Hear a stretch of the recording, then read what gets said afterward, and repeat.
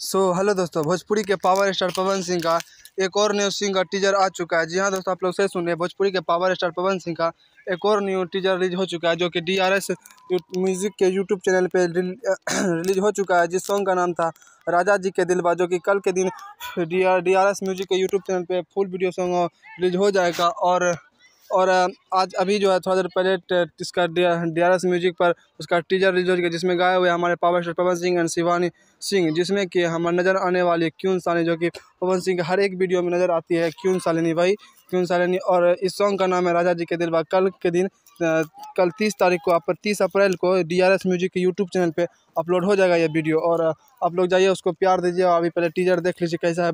Teaser भी तो बहुत ही धमाल का ही था।